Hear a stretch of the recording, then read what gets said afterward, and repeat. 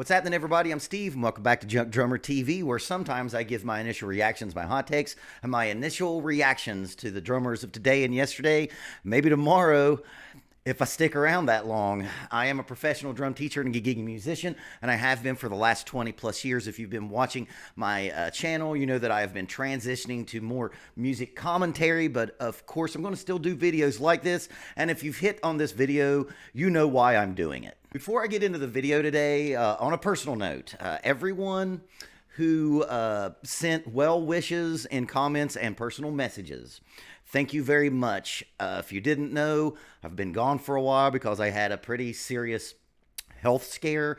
My gallbladder decided to almost explode on me, and it was not looking very good for me, and that's why I've not been here for 2 weeks, and it's the reason why I didn't do this video in a more timely manner. But for everyone who sent well wishes, you make a guy feel loved. There are just some people in the music industry that are such gigantic titans that how do you eulogize someone who is as legendary, as influential as Charlie Watts from the Rolling Stones? Now, like I said, I was in surgery actually when his death was announced, and I didn't really come back to the real world until Wednesday, and that's when I found out. And this has been a bad year for, musicians' deaths, which I guess always it is every year. Dusty Hill, who's one of my favorites, and of course Joey Jordison, gone far too early. But I wasn't sad when I found out about Charlie Watts. It wasn't tragic. He was 80 years old. He had been in the same band for 58 years. Think about that. He was in the Rolling Stones for 58 years. This man entertained and enriched like 3 to 4 generations of people.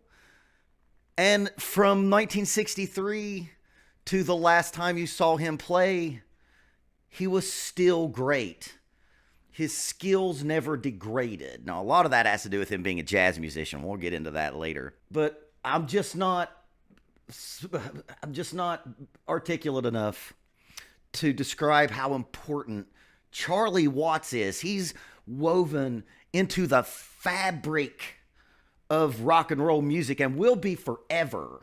If you like the Black Keys, that's Charlie Watts. If you like the White Stripes or Royal Blood, that's Charlie Watts. What a great life to have led. And for someone who actually truly stared into the face of the abyss last week, I've been a little more reflective these days, and I'm going to be honest, I'm in a lot of pain setting here. This is one of the longest I've set up in like a week. Charlie Watts, thank you. That's all I'm going to say, and then we're going to watch you play. But before we do, I want to show you something that I think is really cool. One of the first 3 concerts that I've ever been to was I saw the Rolling Stones on the Voodoo Lounge tour in 1995, and this is a very cool thing. This is in brand new stock. This shirt has never been worn. I bought this when I saw them at the Indianapolis Hoosier Dome.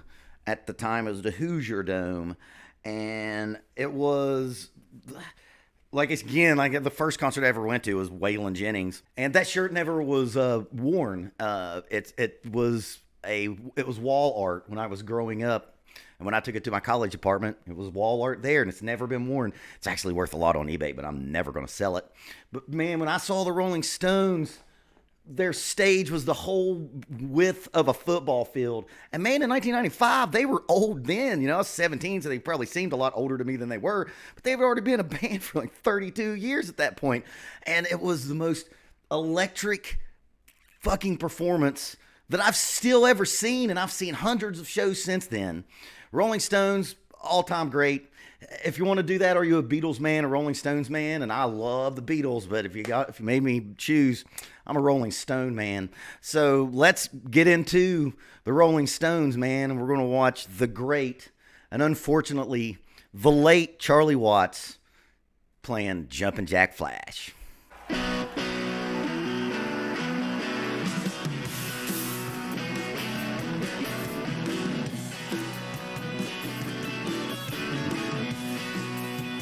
I actually haven't seen him play in a while.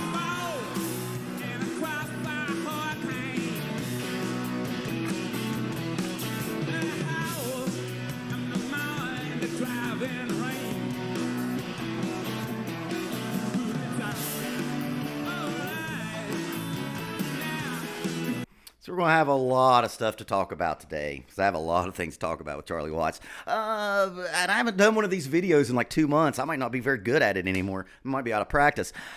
He's a traditional player. He was a jazz player. One of the best records that I ever had that had a great example of Charlie Watts' playing was this jazz record, and I can't fucking remember what it was called, but it had the cover of it had this beautiful lady on it, and I think it was his daughter, if I'm not mistaken. And he's a monstrous jazz player. But of course, he was the steam engine behind maximum R&B that was the Rolling Stones. You see that his snare drum's tilted like to the side there? A lot of those old jazz guys played that way because they were traditional players, right? And traditional grip comes from like Civil War era drumming. The reason that this is even a thing is because, if you don't know this, I'm going to get this out there, those drums were side slung, right? They were off to the side, and you couldn't play this way, so they played like this, right? And then when drum sets became a thing, all these people who learned how to play that way went this way. And of course, those people taught the next generation, and those people taught the next generation, and that's how traditional grip got passed down. So if you're like a drum corps person or marching band person playing traditional, you're playing a really long legacy that goes back to the 1860s. And that's why his drum is tilted that way. He always used like an 18-inch ride cymbal. And that's like, if I'm not mistaken, that's a pang cymbal off to the back there to the right.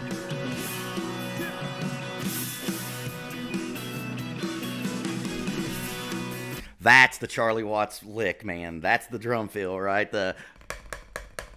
It's just, it's putting an accent on the one in the and putting a big, real heavy drag in your left hand. Learn that lick, baby. Put that in your toolbox.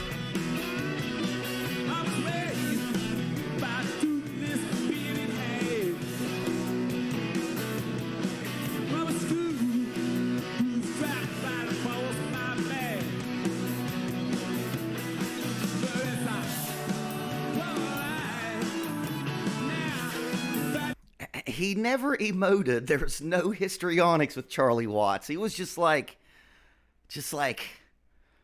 the coolest character to watch drums. Like, if you watch like Taylor Hawkins play or John Bonham play, it's a lot of motion. Man, Charlie was just. And if you were to hear this, when you hear the Rolling Stones, the drum sounds like the drummer should be playing like Animal. But when you see him play, it was just stone-faced. I'm going to work, and I'm making maximum rock and roll.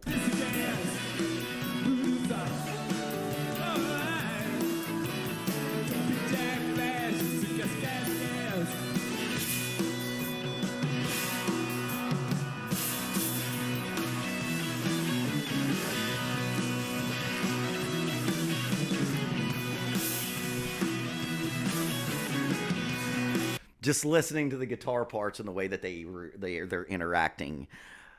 The thing that make the Rolling Stones so magical is there's not any perfection at all anywhere.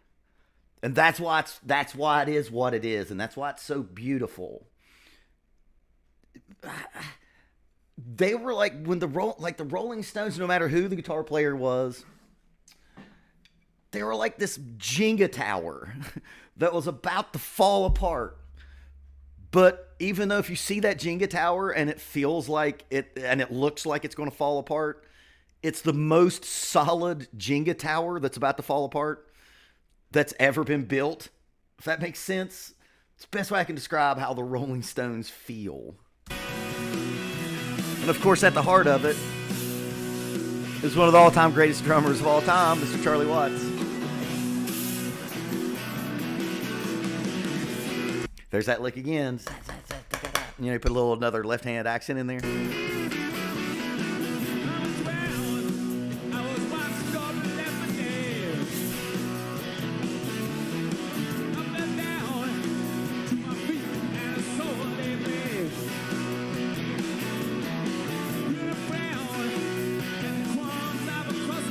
Okay, so I'll be remiss. I can't get through this whole thing without talking about the number one Charlie Watts trope.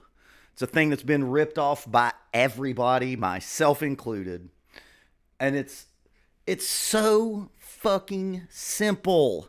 It's just the simplicity of it is fucking mind-blowing. And it's for such good effect.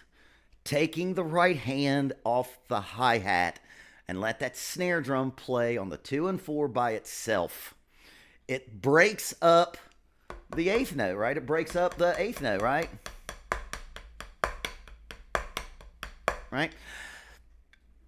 It's such an integral part of what the Rolling Stones sound like because it takes away that repetitiveness of that eighth note all the way through. And if you'll notice, he doesn't do it all the time. Oh, my hernia really hurts right now because I got a hernia surgery as well. Oh, sorry.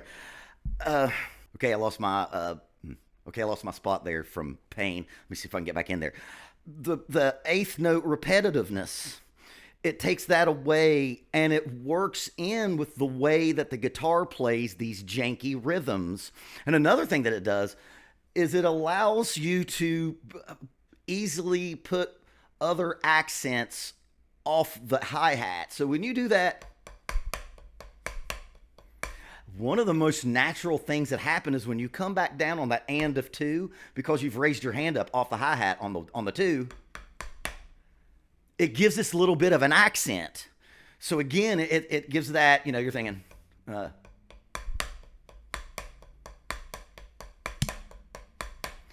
and it's one of the things, and he doesn't always put like an accent there on the and of 2, but it's just the most simple, perfect trick that is a must for your toolbox.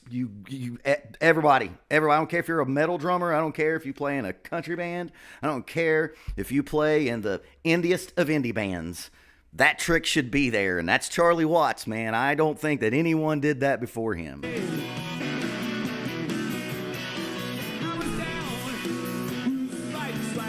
But it helps with the jankiness of the way that the guitars play together in this band. And if you can't hear, his toms are always tuned really high for a rock drummer, and that is his jazz influence. If somebody is in that cymbal that he always had there in the front, that's something else. It's not a regular cymbal. Is that a Pang as well? Some gear nerd tell me that in the comment section. But those holes that he leaves.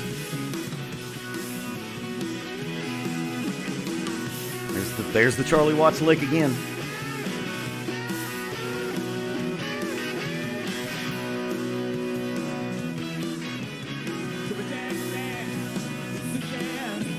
One of the things I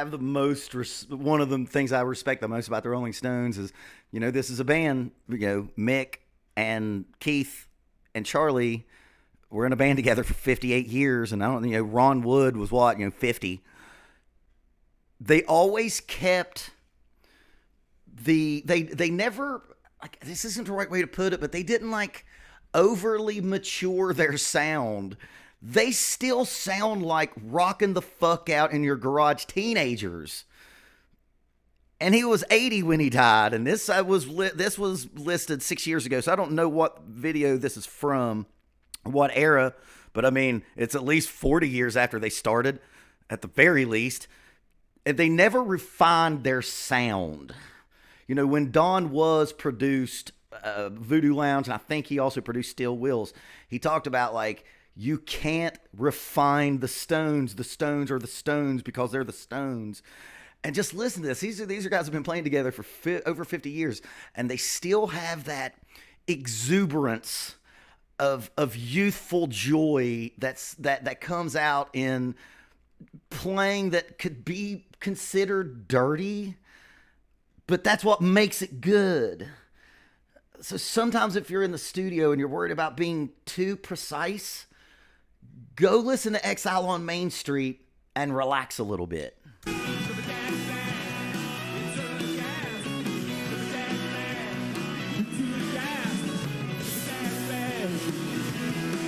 How did Charlie Watts live to 80 in a band with Keith Richards? How did that happen?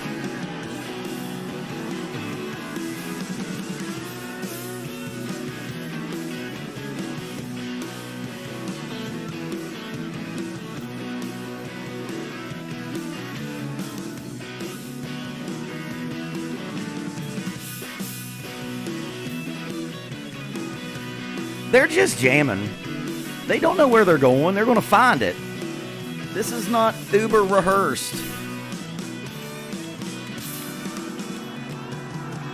Now you can tell that ending was rehearsed.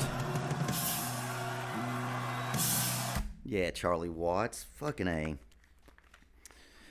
Again, I'm just a fuzzy little dude on YouTube, and I don't have the fancy words to try to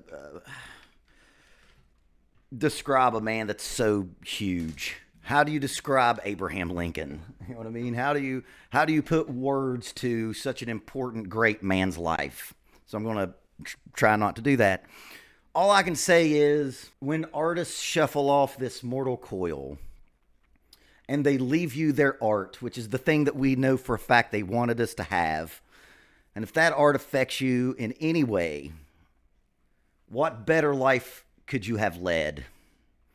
And I hope we're all trying to lead those lives, figuring out a way to do something and put something out into this world that helps, that entertains, that enriches. And Charlie Watts did that in fucking spades. And he did it for 58 years. I'm trying not to be sad about it because he made it to 80. And that dude lived a fucking full life. And could you imagine how full of a life that would include?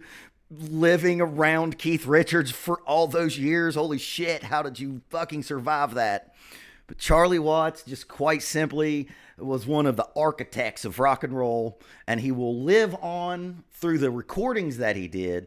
And more importantly than that, for us drummers, is he's going to live on in how he influences us to make our art, and how our art will hopefully entertain and enrich someone else down the line. And if you're really lucky in this life, maybe you'll get to be someone who influences the next generation. And then you're solidified in this legacy of drum set playing and music making. And what's better than that? Charlie Watts, we salute you. Thank you very much. And keep practicing until it's easy.